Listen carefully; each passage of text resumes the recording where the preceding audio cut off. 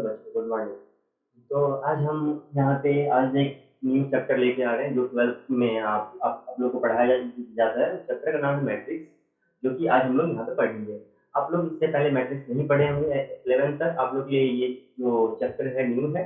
तो इसलिए सबसे पहले जो मन में बच्चों को आते थे मैट्रिक्स है क्या, ठीक है। तो मैट्रिक्स एक मतलब उसका मैथ्स का 12th का मैथ्स का एक चैप्टर है, जिससे जिसके हेल्प से हम जैसे लीनियर इक्वेशन को उसमें 10th क्लास में या 9th क्लास में हम अलजेब्रिक मेथड से सॉल्व करते थे उसे, ठीक है ना। जैसे आप 2-3 मेथड मतलब पढ़े होंगे वहाँ पे। एक तो सब्स्टिट्यूशन मेथड था, एलिमिनेशन मेथड था, उस मेथड से हमने एक्स वाई जेड की वैल्यू निकालना सीखा था वहाँ पे। बट यहाँ पे हम मैट्रिक्स के मेथड से एक्स वाई या जेड की वैल्यू निकालना सीखेंगे, तो वो तो बाद में सीखेंगे। पहले हम ये जानते हैं कि मैट्रिक्स क्या होता है, इसे हम कैसे मतलब डिनोट करते हैं, इसको किस सिंबल से दिखाते हैं, ये सब पहले जान लेते हैं। उसके बाद हम आगे बढ़ेंगे इसका यूजेस पे, ठीक है ना। एप्लीकेशन है मैट्रिक्स का। तो सबसे पहले जो मैट्रिक्स है उसका हम लोग डेफिनेशन देख लेते हैं। डेफिनेशन जो है, डेफिनेशन लिखा हुआ है आप लोग के पास। A rectangular array M N, a rectangular array mn number in the form of m horizontal lines। m क्या है यहाँ पे, m क्या डिनोट कर रहा है, हॉरिजॉन्टल लाइंस को डिनोट कर रहा है, इसे हम क्या कहते हैं, रोज कहते हैं। And n vertical lines called columns, जिसे हम कॉलम कहते हैं, is called a matrix of order m by n। इसे हम क्या कहेंगे, m by n matrix, written as m by n matrix, ऐसे हम इसको लिखते हैं। मैं बताऊंगा सब कुछ, घबराने की जरूरत नहीं है, पहले हम डेफिनेशन देख लेते हैं। Such an array is enclosed, इन दोनों से हम मैट्रिक्स को मतलब दिखाते हैं।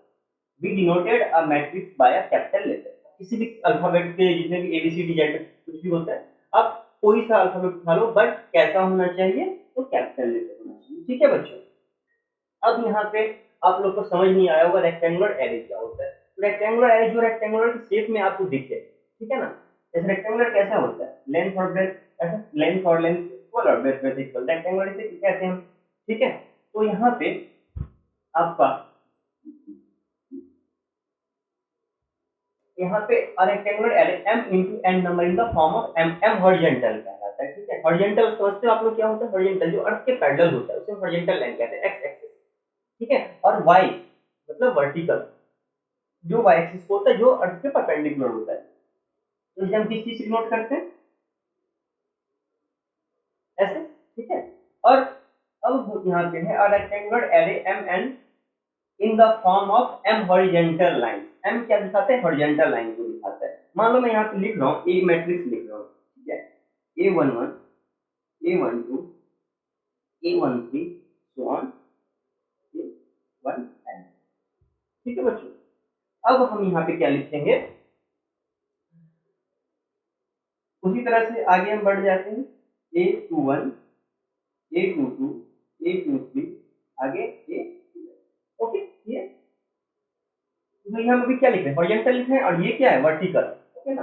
इसी तरह से A31 आ जाएगा। इसी तरह से आगे आप क्या लिख सकते हो, A M M1 तक, ठीक है, ओके। अब फिर ये यहाँ से कहाँ जाएगा, AM2 AM3 कहाँ तक जाएगा, AMN तक, ठीक है बच्चों। तो इसी को हम क्या कहते हैं, M into N matrix, okay ना। ऐसे ये समान आप बढ़ाते जाओगे, ये क्या बन गया, अपना मैट्रिक्स बन गया, ओके। अब इसे हम क्या कहते हैं,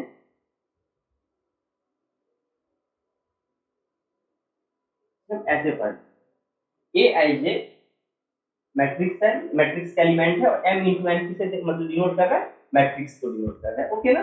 अब आप लोग पूछोगे सर ये आई जे क्या है, आई जे जो होता है ना वो एलिमेंट को डिनोट करता है, हर एक एलिमेंट को डिनोट करता है ये। और m बाय n जो है ये मैट्रिक्स को डिनोट करता है, ओके बच्चों।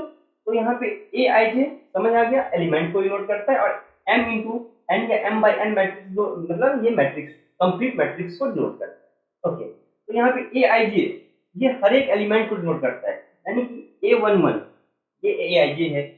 यहाँ पे I मतलब क्या हो गया, 1 2 3 4 समथिंग, और ये मतलब क्या हो गया, 1 2 3 4, ठीक है ना। तो ये कहाँ तक जा रहा है, ये M तक जा रहा है, और ये N तक, है ना। तो आप अंतिम में देखो यहाँ पे A last A M into N matrix बन गया है, ओके ना, क्लियर यहाँ तक। तो इसे ही हम क्या कहते हैं, मैट्रिक्स कहते हैं। ओके, और यहाँ पे अगर आप लोग को अभी भी समझ नहीं आया तो थोड़ा सा एक एग्जांपल देके मैं समझा देता हूँ। यहाँ पे 2 3 1 3 2 1। अब बताओ बच्चों, यहाँ पे एग्जांपल से मेरे को कि एम मैंने क्या बोला था, हॉरिजॉन्टल लाइन। हॉरिजॉन्टल लाइन इसे कहते हैं ना, ये हॉरिजॉन्टल लाइन है। तो यहाँ पे हॉरिजॉन्टल लाइन देखो कितना बन रहा है, 1 और 2, ठीक है ना। तो 2 एम मतलब हॉरिजॉन्टल लाइन, एन मतलब वर्टिकल, 1 2 और 3, ठीक है ना। तो 2 इंटू 3 मैट्रिक्स, तो 2/3 मैट्रिक्स कहलाएगा ये। ओके ना।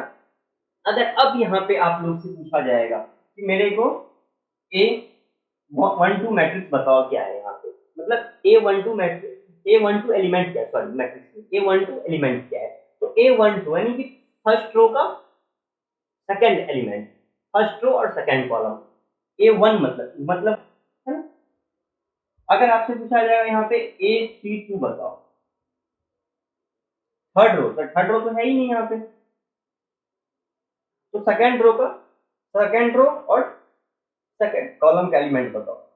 ये सेकंड रो कौन सा है, ये वाला सेकंड रो है, ये फर्स्ट रो था, ये सेकंड रो है, और सेकंड एलिमेंट ये वाला, यानी कि 2 हो जाएगा। ओके बच्चों, यहाँ तक क्लियर है ना। उसी तरह से अगर आपसे इससे आगे भी कोई पूछ रहा है कि A23 एलिमेंट बताओ, सेकंड रो और third column, second row this, second row this और थर्ड कॉलम, 1 2 3, ये वाला नंबर हो जाएगा दोनों। समझ आ गया, क्लियर हो गया ना। तो इसे ही मैट्रिक्स कहते हैं, ये बेसिक है मैट्रिक्स का। अब इसमें और क्या आपको सीखना है, यहाँ पे एक क्वेश्चन मैं ले रहा हूँ, यहाँ पे बुक का क्वेश्चन है, हमें बोल रहा है कि मैट्रिक्स बना के दिखो। ये आइए दे रखा है आपका 1/2 5y -3, ठीक है ना। हमें बोल रहा है कंस्ट्रक्ट करने के लिए, क्वेश्चन में लिख रहा हूँ, हमें बोल रहा है कंस्ट्रक्ट करने के लिए 2 इंटू 2/3 मैट्रिक्स, हमें क्या बोल रहे हैं कंस्ट्रक्ट करने के लिए। 2/3 मैट्रिक्स का मतलब क्या होगा बच्चों, कि यहाँ पे कितना रो होना चाहिए, 2 रो होना चाहिए और 3 कॉलम होना चाहिए, 2 रो और 3 कॉलम का हमें, यानी कि A11 A12 A13 A21 A22 A23, यही बोल रहे हैं आपने, यही 2 इंटू 3 मैट्रिक्स हो गया ना, 2 रो, ठीक है, और 3 कॉलम, 2 इंटू 3। अब हमें यहाँ पे अब देखो A11 निकालना पड़ेगा, A12 निकालना है, A13 निकालना है, ये सारा एलिमेंट निकालना है। अब A11 I की जगह 1 लेंगे और J की जगह 1 लेंगे और यहाँ में पुट कर देंगे 1/2 5 इंटू 1 -3 इंटू,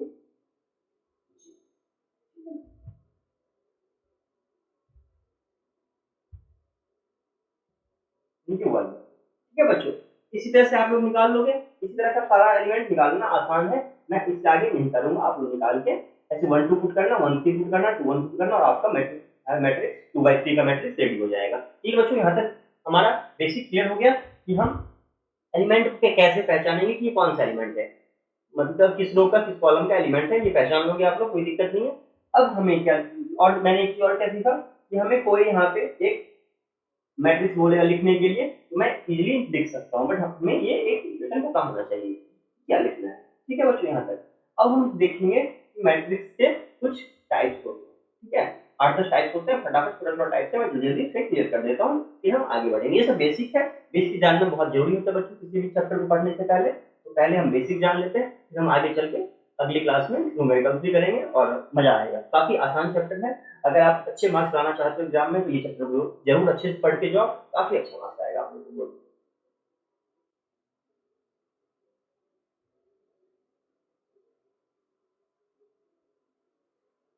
ओके बच्चों, तो अब हम देखते हैं यहाँ पे टाइप्स ऑफ मैट्रिक्स, ठीक है। तो यहाँ पे डिफरेंट टाइप्स के मैट्रिक्स होते हैं, तो कुछ मैट्रिक्स मैंने अभी यहाँ पे पहले से रिप्रेजेंट कर रखा है, तो हम एक एक करके देख लेते हैं। सबसे पहले जो होता है रो मैट्रिक्स। रो मैट्रिक्स क्या होता है, a matrix having only one row is known as a row matrix. जिसको ओनली एक रो होगा उसे हम क्या कहेंगे, रो मैट्रिक्स कहेंगे। एग्जांपल मैं यहाँ पे लिख रहा हूँ 2 3 5, ठीक है ना। यहाँ पे आपको रो एक ही नजर आ रहा होगा, इसी को नजर आ रहा है, बट कॉलम देखो, एक first column, second column, third column, तो ये क्या हो गया 1 into 3, या 1/3 मैट्रिक्स। 1/3 मैट्रिक्स यानी कि 1 रो जिसका होगा इसे हम क्या कहेंगे, रो मैट्रिक्स। ठीक है बच्चों, रो मैट्रिक्स किसे कहेंगे, जिसका ओनली एक रो होगा उसे हम रो मैट्रिक्स। अब आते हैं हम second column matrix. Column matrix से क्या होगा, matrix having only one only one column is known as a column matrix. ठीक है, जिसका ओनली एक कॉलम होगा, रो चाहे कितना भी हो उससे मतलब नहीं है। तो इसका एग्जांपल मैं लिख रहा हूँ यहाँ पे, मान लो 3 2 5। यहाँ पे आपको कितना एलिमेंट दिख रहा है, 3 एलिमेंट दिख रहा होगा, बट यहाँ पे 3 रो है, first row, second row, third row. Row 3 है, बट कॉलम आपको एक ही दिख रहा है। ठीक है, तो 3 into 1 या 3/1 हो गया ये। तो इसलिए इसे हम क्या कहेंगे, 1 है इसलिए हम ये क्या कहेंगे, कॉलम मैट्रिक्स। ओके, अब थर्ड आ जाओ, जीरो और नल मैट्रिक्स। इंपॉर्टेंट है, ध्यान रखना है। A matrix each of whose elements is zero is called a zero matrix। इसके सारे एलिमेंट जीरो होंगे, इसे हम जीरो मैट्रिक्स कहेंगे या नल मैट्रिक्स भी कहते हैं। एग्जांपल के लिए ये भी जीरो मैट्रिक्स कहलाएगा, 1 into 1। ठीक है ना, 0 0 ये भी कहलाएगा। इसका मतलब क्या होगा, कितना आपको यहाँ पे रो दिख रहा है, first row second row, sorry गलती हो गई, एक कॉलम है यहाँ पे। यहाँ पे आपको यहाँ पे कितना दिख रहा है, 2 एलिमेंट दिख रहा होगा, जिसमें आपका एक रो दिख रहा है और कॉलम यहाँ पे 2 दिख रहा है। इसमें क्या दोनों एलिमेंट जीरो है, 0 0 0 0, 2 into 2 है। ठीक है, यहाँ भी सभी एलिमेंट आपको जीरो दिख रहा है, जितने भी हैं सारे क्या कहलाएंगे, जीरो और नल मैट्रिक्स। ये बच्चों अब हम देखते हैं यहाँ पे स्क्वायर मैट्रिक्स। ये बेटा सबसे इंपॉर्टेंट है। ठीक है, तो इसे सबसे अच्छे से मैं समझना, स्क्वायर मैट्रिक्स क्या होता है। अच्छा, सबसे पहले बताओ, किसी भी स्क्वायर को तो रेक्टेंगल कह सकते हैं हम, ये आपने बचपन में पढ़ा होगा। तो इसलिए आप जो भी डेफिनेशन पढ़ा था मैट्रिक्स का, रेक्टेंगुलर एरे पढ़ा था, तो हम कह सकते हैं स्क्वायर को भी रेक्टेंगल कह सकते हैं, तो कोई दिक्कत नहीं है। इसमें क्या होता है, a matrix having the same number of rose and column. यहाँ पे m और n दोनों इक्वल होगा। ठीक है, नंबर ऑफ रो भी इक्वल होगा, नंबर ऑफ कॉलम भी इक्वल होगा। ठीक है बच्चों, यानी कि 2 into 3 हो। ठीक है, यहाँ पे 2 into 3 मत सॉरी 2/2 मैट्रिक्स समझ आ गया ना। यहाँ पे दो रो होगा और दो कॉलम होगा, मान लो 5 -3 2 और -3/3 मैट्रिक्स भी हो सकता है, 2 3 4 5 -8 3 -2 1। ठीक है ना बच्चों, तो ये 3/3 मैट्रिक्स हो गया। 1/1 मैट्रिक्स लिख दो यहाँ पे। तो ये सारे जितने भी हैं स्क्वायर मैट्रिक्स हैं। स्क्वायर मैट्रिक्स को कैसे पहचानोगे, पता चल गया, नंबर ऑफ रो और नंबर ऑफ कॉलम इक्वल होना चाहिए। इसका मतलब m और n इक्वल होना चाहिए। ठीक है, m मैंने बता दिया था क्या होता है, n मैंने बता दिया था क्या होता है। अब हम देखेंगे डायगोनल मैट्रिक्स किसे कहते हैं। आपको डायगोनल तो पता होगा, आपने पढ़ रखा होगा, रेक्टेंगल का और स्क्वायर का सब कुछ का डायगोनल होता है। ठीक है ना, जो दो वर्टेक्स को मतलब मिलाता है। ठीक है ना, और square matrix in which every non diagonal element is zero. पहले तो हम डायगोनल में समझते हैं क्या होता है। मान लो यहाँ पे 3 4 7 8, तो ये होता है डायगोनल। ठीक है ना, डायगोनल ऐसे ही बनता है ना। इसी तरह से ये 3 8, अगर यहाँ पे 4 5 और बढ़ा देता हूँ 3/3 मैट्रिक्स, ये हो गया डायगोनल एलिमेंट। ठीक है ना, इस मैट्रिक्स का ये डायगोनल एलिमेंट हो गया। ओके बच्चों, क्लियर ना, डायगोनल किसे कहते हैं। तो यहाँ पे बोल रहा है और स्क्वायर मैट्रिक्स, ये बात ध्यान रखना है। ये देखो, ये क्या दिख रहा है यहाँ पे, स्क्वायर मैट्रिक्स। सभी मैट्रिक्स में नहीं फॉलो करेगा, स्क्वायर मैट्रिक्स होना चाहिए। Square matrix in which every non diagonal element is zero. Diagonal element को छोड़ के बाकी सारा एलिमेंट कैसा होना चाहिए, जीरो होना चाहिए। एग्जाम्पल के लिए मैं यहाँ पे लिख रहा हूँ,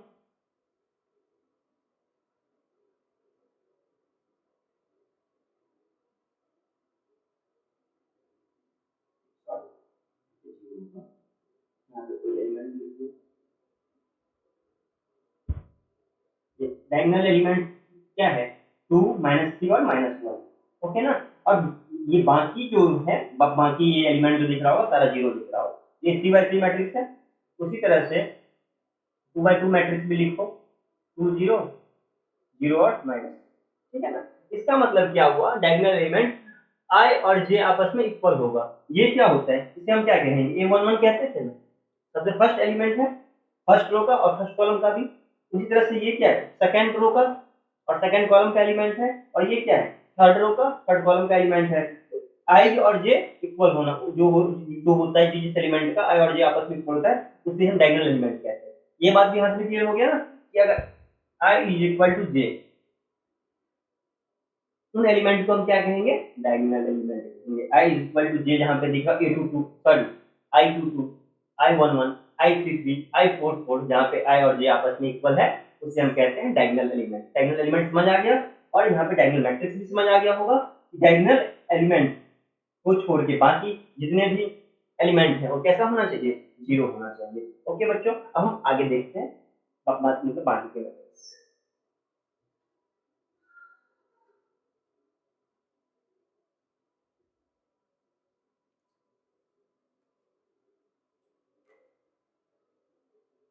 ओके बच्चों, तो अब हम देखते हैं यहाँ पे स्केलर मैट्रिक्स। स्केलर मैट्रिक्स क्या होता है, देखो बच्चों, स्केलर मैट्रिक्स का डेफिनेशन दिख रहा होगा आप लोग को, square matrix in which every non diagonal element is zero and all diagonal elements are fix. समझ आ गया, नहीं समझ आया तो हम यहाँ पे एग्जांपल स्क्वायर मैट्रिक्स, कैसा मैट्रिक्स होना चाहिए, स्क्वायर मैट्रिक्स होना चाहिए। हम 2 बाय 2 का matrix in which every non-diagonal element is zero, non-diagonal element is zero and all diagonal elements are equal। यानी कि अगर यहाँ मैंने 2 लिया तो यहाँ भी 2 लेना पड़ेगा, अगर यहाँ पे 3 लूंगा तो यहाँ पे 3 लेना पड़ेगा, अगर यहाँ मैंने -5 लिया तो -5 लेना पड़ेगा। अगर ऐसा मैट्रिक्स आप लोग को दिखेगा तो उसी हम क्या कहेंगे, स्क्वायर मैट्रिक्स कहेंगे। और ये कैसा मैट्रिक्स होना चाहिए, स्क्वायर मैट्रिक्स होना चाहिए। मैंने यहाँ पर 2 बाई 2 लिख के दिखा दिया। अब 3 बाई 3 अगर मैं लिखता हूँ, यहाँ पे अगर मैं 5 लिख रहा हूँ, यहाँ भी 5 लिखना पड़ेगा, यहाँ भी 5 लिखना पड़ेगा। बाकी के एलिमेंट क्या होंगे, जीरो होंगे। ठीक है, तो ये भी अपना एग्जाम्पल हो गया स्क्वायर मैट्रिक्स का। अब हम आगे बढ़ते हैं यूनिट मैट्रिक्स देखते हैं। और square matrix or every or a square matrix in every non-diagonal element is zero. Every non-diagonal element is zero and every diagonal element is one. ठीक है, यूनिट मतलब ही पता चल रहा है, यूनिट मतलब one, is one is called unit matrix. इसका example जो मैं यहाँ पे लिख रहा हूँ, कैसा मैट्रिक्स होना चाहिए, तो स्क्वायर मैट्रिक्स होना चाहिए। तो ये मैंने एग्जांपल यहाँ पे लिख दिया, टू मैट्रिक्स का क्या है, every non diagonal element is zero, ये जीरो होगा, ये जीरो होगा, और जो डायगोनल एलिमेंट है वो कैसा होना चाहिए, वन होना चाहिए। ओके बच्चों, क्लियर यहाँ तक। अब 3 into 3 भी लिख सकते हो आप यहाँ पे, ये समझ आ गया। इसी को बढ़ा दो आगे थोड़ा सा, तो वन कर दो, यहाँ पे जीरो जीरो जीरो जीरो, ये क्या हो गया आपका 3 बाई 3 बाई। ये डायगोनल एलिमेंट क्या दिख रहा है आप लोग को, वन दिख रहा है, तो ये क्या कहलाएगा, यूनिट मैट्रिक्स कहलाएगा। अब हम देखते हैं कंपेरेबल मैट्रिक्सेस।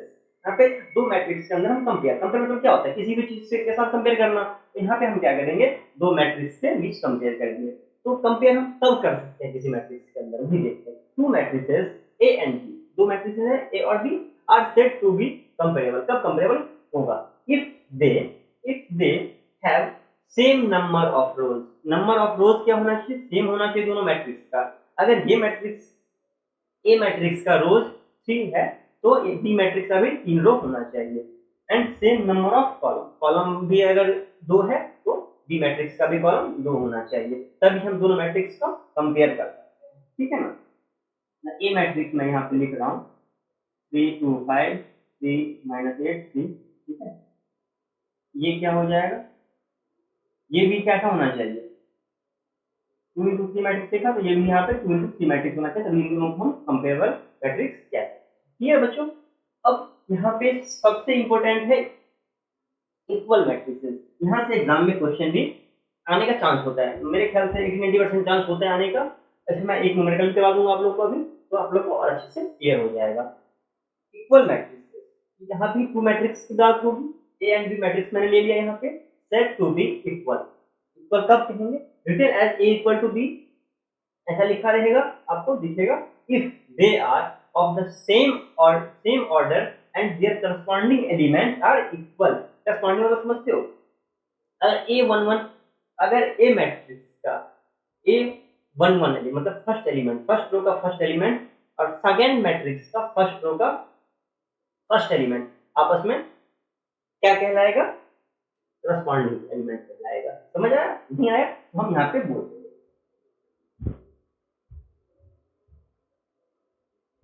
यहाँ पे एक एग्जांपल ले लेता हूँ मैं, बुक से ही ले लेता हूँ, आप लोग के लिए आसान हो जाएगा। फिर यहाँ पे है दो मैट्रिक्स, हमें बोल रहा है फाइंड एक्स वाई जेड, ठीक है। यहाँ पे आपको बोल रहा है find X Y Z, X Y Z find करने के लिए बोल रहा है। और क्वेश्चन जो है आपका, यहाँ मैं यहाँ पे कर देता हूँ 5 3 x 7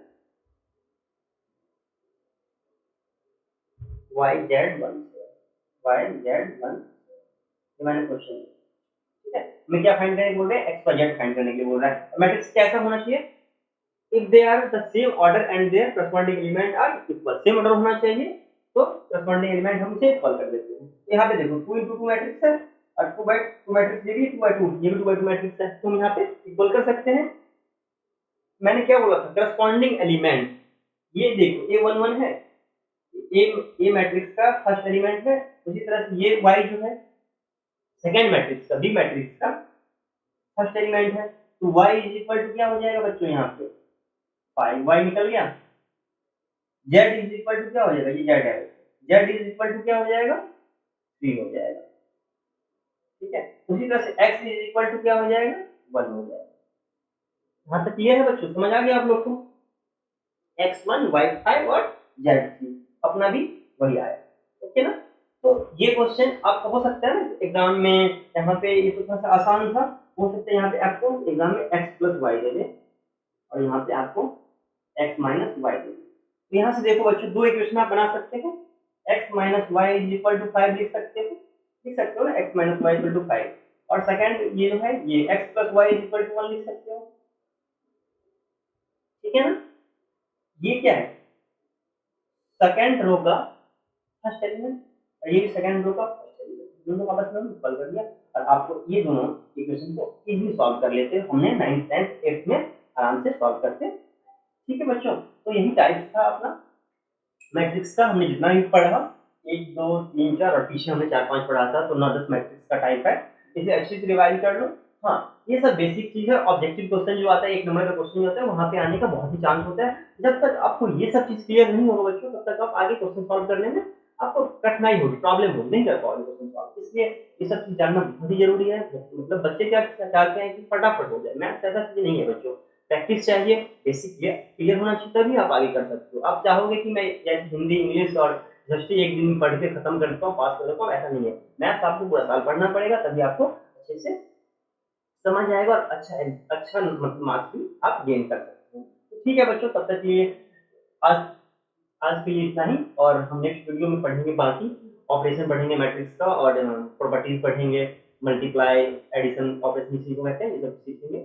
और बाकी काफी है चैप्टर बड़ा, मैं इसको आराम से करवाऊंगा, पहले ये चीज क्लियर कर लेते हैं और फिर चलो ठीक है, ओके बच्चों, मिलते हैं नेक्स्ट वीडियो में हम लोग। तब तक ये अपना ख्याल रखो मुझे, और हाँ, अगर वीडियो अच्छा लगता है तो अपने फ्रेंड्स के बीच भी शेयर करो और लाइक करो अगर अच्छा लगा तो। और अगर कहीं पे कुछ प्रॉब्लम आ रही है तो ये भी बताओ कि सर यहाँ पे दिक्कत है, तो मैं वहाँ अपने आप को कोशिश करूंगा अच्छे करने का, ठीक करने का, ठीक है बच्चों।